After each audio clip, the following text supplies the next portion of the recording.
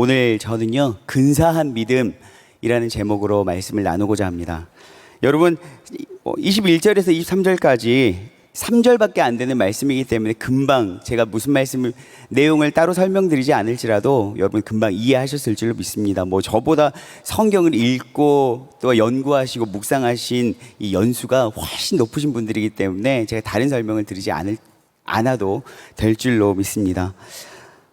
오늘 이 말씀을 보면서요, 그러니까 저희 청년부가 7월, 8월이 에스라와 다니엘 큐티를 하고 있습니다. 그러면서 제가 너무 에스라를 보면서 질투가 나고요. 어떻게 사람이 이렇게 근사할 수가 있나? 그래, 하나님을 믿는다면 이 정도로는 믿어야 되는데 라고 막 자꾸 도전이 되는 거예요. 어느 정도로 도전이 되냐면 막 짜증이 날 정도로, 나는 아무리 애쓰고 애써도 이 믿음을 쫓아갈 것 같지는, 이 믿음까지 도달할 것 같지는 않은 생각에 막 짜증도 나고 화도 나고 그러더라고요. 근데 참 여러분 근사하지 않습니까? 무엇이냐면 이스라엘이 하나님의 심판으로, 어떻게 보면 하나님의 은혜의 섭리라고 말할 수 있지만 심판으로 70년 동안 포로기를 겪었습니다. 바벨론에 의해서 포로로 끌려갔고, 그리고 그 포로기를 70년 동안 보낸 다음에 페르시아로 이 패권이 바뀐 이후 페르시아가 고향으로 되돌아가도 좋다라고 이야기를 합니다. 그 다음에 1차 포로기환이 이 스룹바벨에 의해서 함께 포로기환이 이루어졌고, 2차 포로기환이 한참 이후에 이 에스라와 함께 2차 포로기환이 이루어집니다. 그런데 이 에스라라는 사람이요, 어떻게 된 건지 유대인이었음에도 불구하고, 그러니까 이스라엘 사람이었음에도 불구하고 참 고위 관직에 올랐던 사람입니다. 성경에서는 어떻게 표현하고 있냐면 이 에스라가 왕이 구하는 것은 뭐든지 받을 수 있는 사람이었다고 이야기하고 있습니다.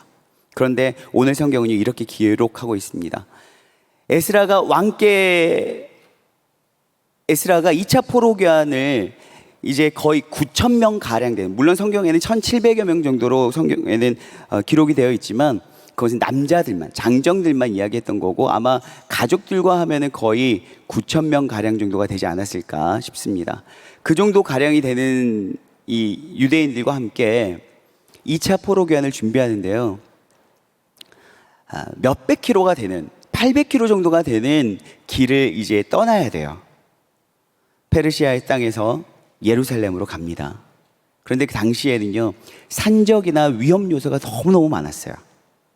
그래서 이 포로교환을 성공적으로 이끌기 위해서는 누구나 왕께 무엇이든 구하면 준다고 했기 때문에 왕께 여러분 보병과 마병의 호위무사들을 붙여달라고 충분히 요구할 수가 있었습니다. 여러분, 우리는요 이렇게 생각합니다. 참 은혜다. 왕에게 구하는 모든 것을 받을 수 있다니 하나님께서 정말 에스라에게 은혜를 베푸셨구나. 내 자식도 에스라와 같은 사람이 될 수 있었으면 좋겠다라고 생각할 수 있습니다. 그런데요, 오늘 에스라는요 허를 찌릅니다. 이 위험한 길을 9,000명가량 되는 사람들과 함께 먼 길을 떠나야 했었고, 또 이 위험 요소는 너무나 비일비재하게 일어나고 있었기 때문에 보병과 마병을 구하기만 하면 엄청난 수로 호위무사들과 함께 안전하게 갈 수 있었을 것입니다. 그런데 이것을 거절합니다. 이것을 거절하는 단 하나의 이유가 나옵니다. 무엇이냐면 하나님을 믿는 그 믿음을 부끄럽게 하기 싫었기 때문입니다. 하나님께서는 자신의 백성들을 보호하신다고 하셨고, 자신의 백성들을 저주하는 자들을 내가 저주하겠다라고 말씀하신 그 하나님이십니다 라고 뱉어놓은 믿음의 고백이 있었습니다. 그렇기에 그는 우리 하나님을 부끄럽게 하기 싫어서 믿음을, 그것을 거절하고 편안한 요구를 거절하고 믿음을 삶으로 보여줍니다. 사랑하는 여러분, 저는요 여기서 진짜 믿음이 무엇인지 발견할 수 있었습니다. 무엇이냐면 나에게 편안함과 성공적인 요소가 다가오고 그것이 내게 허락되어졌을 때 그것을 은혜라고 고백하는 것이 아니라, 그것이 편안함이 나에게 다가올지라도 그것을 거절할 수 있는 것이 참된 은혜구나. 공교롭게도 내일 여러분 영유아 유치부 여름 성경학교가 있습니다. 그리고 그 다음 이제 8월 1, 2, 3은요 저희 청년부 수련회가 있고요, 그리고 5, 6, 7은 청소년부 수련회가 있고, 8, 9, 10은 아동부 이제 성경학교가 있습니다. 알고는 계시죠? 다행이네요. 마음이 한결 제가 편안해지네요. 네, 그런데 우리는 이들을 하나로 묶어서 뭐라고 이야기하냐면 영유아, 아동부, 청소년부, 청년부를 하나로 묶어서 다음 세대라고 이야기합니다. 그러면서 이 다음 세대들을 위해서 여러분들께 정말 많은 기도 부탁을 합니다. 아마 이 다음 세대들 중에는 여러분들의 손자, 손녀, 그리고 아들, 자식들도 분명히 포함되어 있을 것입니다. 그런데요, 저는 오늘 여러분들이 아멘이 참 많이 나왔으면 좋겠습니다. 그런데 분위기를 잘 보시고 아멘 하셔야 될 것 같아요. 여러분, 다니엘을 보면요, 다니엘은 그 페르시아 넓은 땅 가운데에서 높은 고위관직 넘버 3 안에 드는 사람이었습니다. 사실 우리들의 다음 세대, 여러분들의 손주, 여러분들의 자식들에게 여러분들의 성경 인물 속에서 이런 사람이 되게 해주십시오라고 기도하는 바로 3명 정도가 있을 거라고 저는 확신합니다. 첫째, 요셉. 둘째, 다니엘. 세 번째는 약간 다를 수도 있는데, 세 번째는 보통 솔로몬 아닙니까? 아마 대부분 요셉, 다니엘, 솔로몬과 같은 내 자식, 손주가 되게 해달라고 기도 많이 할 것입니다.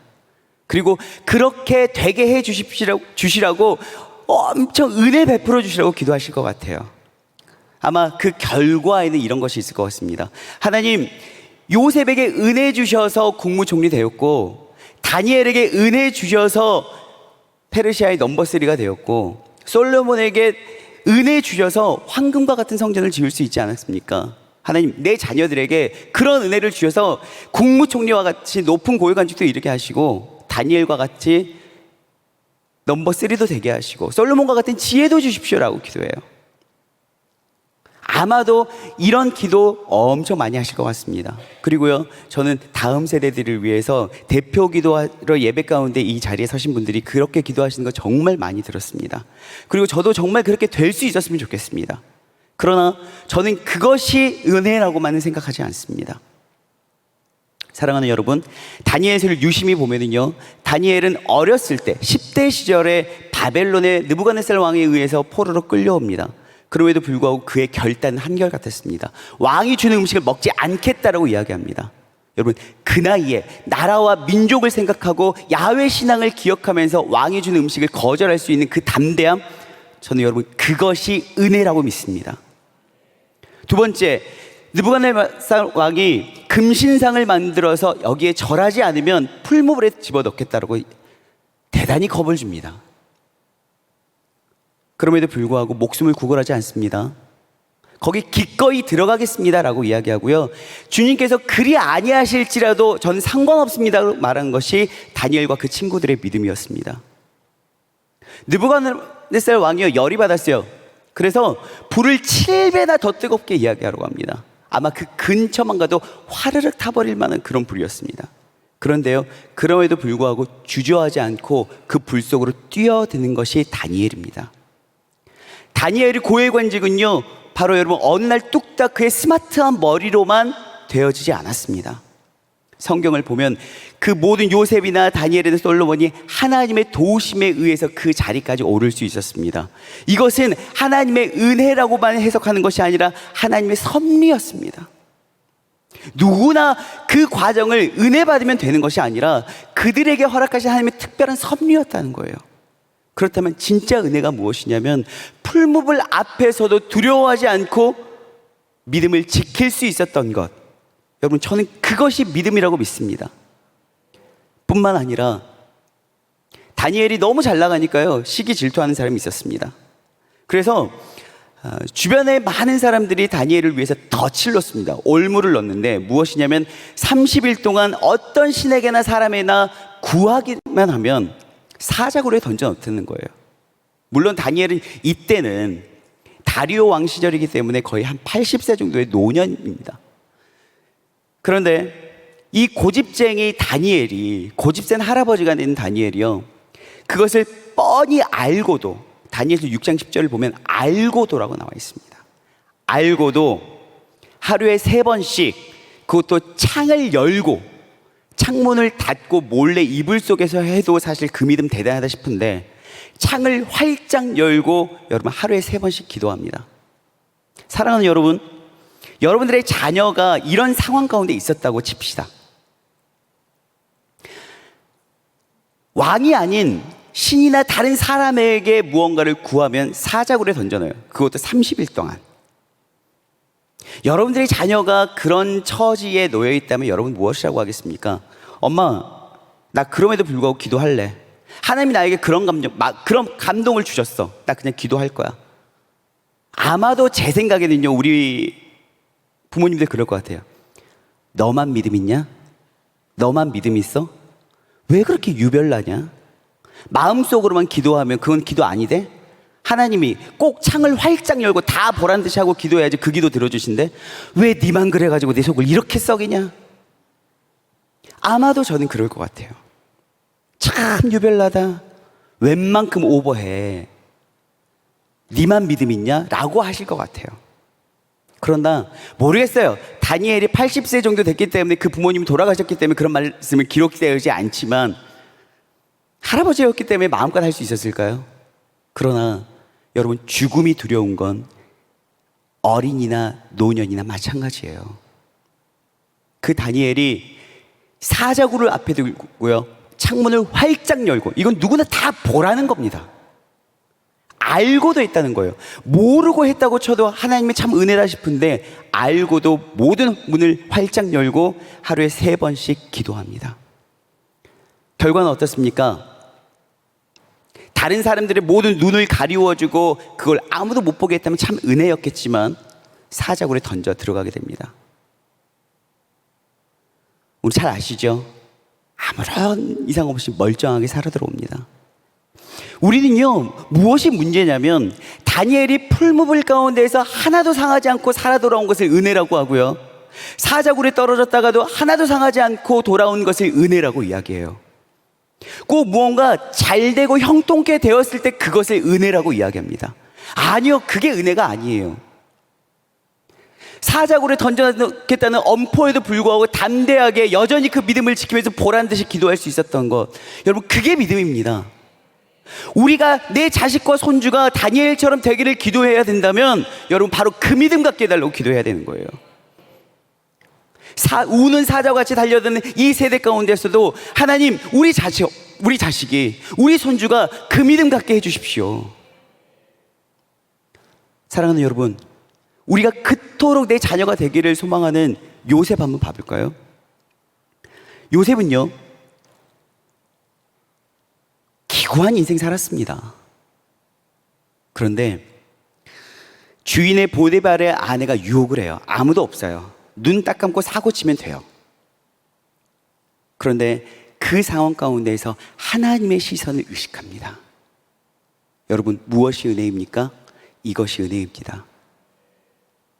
국무총리가 된 것이 은혜가 아니고 그 상황 가운데에서 유혹을 거절하고 하나님의 시선을 기억할 수 있었던 것, 여러분, 그게 은혜라는 거예요. 우리는요, 그 다음에 요셉은요, 너무나 답답하게 억울하게 감옥에 가요. 우리는 감옥에 간 것을 뭐라고 하냐면 감옥에서 썩었다라고 해요. 보통 흔히 감옥에서 썩었다. 또 거의 감옥과 같은 군대 가면 군대에서 썩었다라고 이야기해요. 글쎄요, 다니엘이 감옥에 갑니다. 오랜 시간 동안 감옥에 있어요. 그러면 아이고, 하나님이 은혜 좀 주시지라고 우리는 이렇게 이야기해요. 감옥에 안 가야지 은혜라고 생각해요. 우리는요, 하나님의 뜻과 섭리하고는 전혀 상관없이 무조건 내 생각대로 잘 돼야지 은혜예요. 근데 다니엘은 어떻습니까? 감옥 갔어요. 큰일 났네요. 여러분, 그럼에도 불구하고 39장 21절을 제가 읽어드릴게요. 창세기 39장 21절에 감옥 간 이제 요셉의 이야기인데요, 간수장이 옥중 죄수를 다 요셉과 함께하게 하시고 그에게 인자를 더하사 간수장에게 은혜를 받게 하시매. 아멘. 무엇이냐면 은혜를 요셉이 받은 게 아니고요, 간수장이 받았어요. 감옥에서 요셉을 만난 간수장이 은혜를 받은 거예요. 무엇이냐면 요셉이 감옥 간 게 은혜가 아니라 요셉은 감옥에서도 간수장에게 은혜가 되는 사람이었다는 거예요. 사랑하는 여러분, 우리가 우리의 자녀와 손주들을 위해서 기도하실 때 이렇게 기도하셔야 돼요. 국무총리가 되게 해주는 그 은혜를 주십시오가 아니라 어디를 가든지, 감옥을 갈지라도 군대를 갈지라도 하나님의 섭리 가운데에서 아버지 하나님, 그가 은혜 되는 자 되게 하여 주시옵소서. 사랑하는 여러분, 우리가 이 정도의 기도는 올려드려야 되는 거 아니겠습니까? 그게 믿음의 사람이죠. 누가 본다고 그냥 눈 딱 감고 그때만 넘겼으면 되지. 이게 무슨 고생이냐? 너 이렇게 됐지. 엄마 아빠 이름에 먹칠하고 창피하게 됐지. 이제 교도소 간 아들 권사 장로라고 이제 사람들 손가락질밖에 생겼다 라고 이야기할 거예요. 아니요, 천만의 말씀이요. 내 자녀가 정직함을 지키기 위해서 감옥에 갔다면 여러분, 그게 은혜입니다. 여러분, 우리는요 이 부분에서 진짜 아멘할 수 있어야 돼요. 왜냐하면은 우리가 여기서 아멘하지 못하면은요, 우리 하나님은 진짜 어리석은 분이 되어버려요. 태초부터 존재하던 처음 근원적부터 떨어진 적 없었던 당신의 아들, 그 예수님을요 저주받은 이 땅 가운데 그냥 무참히 보내버리셨어요. 이 땅의 공의와 정의가 회복할 수 있도록 이 모든 죄악을 네가 감당해라 하고 보내버리셨어요. 만약에 요셉이 정직과 진실을 지키기 위해서 감옥 가버린 것이 재수없는 일이었고 어리석은 선택이었다면 우리 하나님 진짜 어리석은 행동하신 거예요. 여러분, 그러나 기억해 보십시오. 우리 하나님 아버지께서 그 아들을 이 땅에 보내시고 그 누구도 스스로 짊어질 수 없었던 그 십자가, 저주받은 십자가, 그 십자가를 짊어졌다 한들 누구 하나 감사합니다 하지 않고 오히려 못 박아라 손가락질하고 침뱉었어요. 그런데 우리는 그 사건을 무엇이라고 이야기합니까? 은혜라고 이야기합니다. 당신의 하나밖에 없는 외아들을 저주받은 자리로 내어모신 그 하나님이 하신 일을 가지고요 우리는 은혜라고 이야기해요. 그런데 내 자녀는 요셉의 국무총리가 되려고 이야기하고요, 다니엘과 같은 고관이 되려고 이야기하고요, 솔로몬과 같은 지혜의 사람이 되려고 이야기하고 있어요. 사랑하는 여러분, 오늘 에스라는요 충분히 왕에게 요구해서 편안한 길을 갈 수 있는 길을 누릴 수 있었습니다. 그러나 그의 믿음은 하나님은 그런 분이 아니에요. 내가 알고 경험했던 하나님은 그런 분이 아니기 때문에 그것을 거절합니다. 위험할지라도 오직 주께 평안한 길을 기도하며 구하며 금식하며 나아갑니다. 그때 결과는 아시다시피 예루살렘에 안전하게 도착해서 하나님의 율법을 다시 한번 재건하는 데 사용됩니다.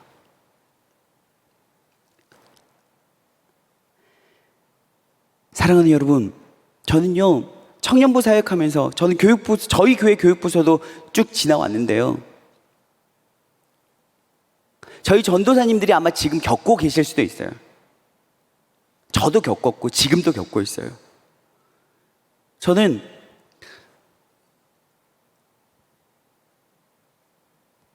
중직자 자녀들 중에 봉사의 자리, 헌신의 자리 코빼기도 안 보였는데 좋은 직장 들어가잖아요? 좋은 대학 들어가잖아요? 그러면 이렇게 이야기하는 거 많이 들었어요. 와, 엄마 아빠가 기도 많이 하시고 헌신하더니 아들들이, 자식들이 은혜 받았네. 아니요, 그거 은혜 아니에요. 남들 교회 갈 때 학원 가서 공부했으니까 여러분 좋은 대학 간 거예요. 진짜 은혜가 무엇이냐면, 내가 편안한 길을 갈 수 있지만 주님 주신 믿음, 우리 주님이 십자가 지셨기에 나도 그 길 가겠습니다라고 말하는 그게 은혜고요. 아들아, 너가 지금 무엇을 원하는지 안다. 그러나 내가 믿었던 하나님은 그런 분이 아니시란다. 나는 너가 안락한 길 갈 수 있지만 이 길 가길 바란다 라고 말해주는 그 부모님의 믿음, 여러분 저는 그게 참되고 근사한 믿음이라고 믿습니다. 여러분 정말 기도합니다. 그리고 정말 간곡히 부탁드립니다. 이제 청소년부 수련회도요, 아마 중고등부 방학이 끝나고 이제 중고등부 몇몇 학교의 방학이 끝나고 이제 시작하거든요. 여러분 그래도 보내주세요. 학교에 뭐 신청하면 된다고 하더라고요. 보내주세요.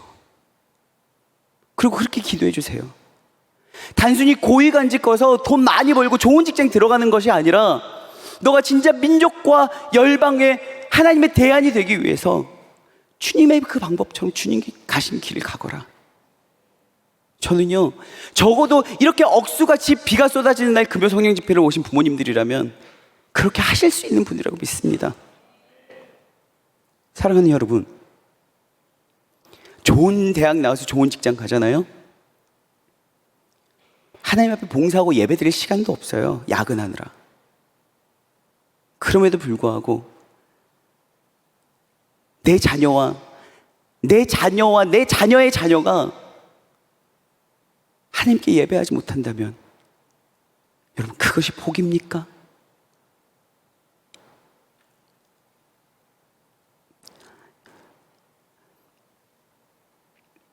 사랑하는 여러분, 내일부터 이제 영유아 유치부부터요 시작됩니다. 정말 기도해 주십시오. 이들은 보통 아이들이 아닙니다. 무너져가는 한국교회의 유일한 대안이 될 것입니다. 그저 좋은 기회와 좋은 직장, 좋은 대학이 있을 때 그것을 여러분 무조건 가지 말라는 게 아니에요. 공부 못하라는 게 아니에요. 그러나 그 길을 하나님의 관점과 시선 안에서 구별하며 갈 수 있는 아이들이 될 수 있도록 여러분 기도해 주시라는 거예요. 저희 청년부에 자랑처럼 제가 언급하는 청년이 있습니다. 과거에 과기원 박사과정까지 나온 친구가 있어요. 과기원, 대학원, 석사, 박사까지 다 끝났어요. 근데 이 친구에게 하나님의 은혜가 임한 거예요. 그래서 뭐 했냐면요, 신학으로 전향했어요. 박사학위가 딱 끝나고 졸업장이 나온 그날, 박사학위까지 다 수료한 그때 바로 신학으로 전향했어요. 그 부모님이요, 그래, 너가 택한 길이라면 가거라 라고 해주셨어요. 여러분, 어떻습니까? 제가 알고 있는 또한 순회 선교단의 김용희 선교사님이라는 분이 계세요. 그분은 선교사를 통해서 그 인생의 길을 통해서 자신이 은혜 받았기 때문에 5이나 되는 자신의 모든 자녀들을 땅끝으로 선교사로 보냈어요. 여러분, 예수 그리스도의 복음을 전하는 것이 은혜이고 십자가를 통해서 내가 구원받은 그 은혜를 입었다면 내가 믿는 그 하나님 아버지의 자녀답게 그 아버지를 닮아야 되지 않겠습니까? 오늘 우리가, 적어도 이 자리에 계신 여러분들이 저는 그런 근사한 믿음을 가진 분들이라고 믿습니다.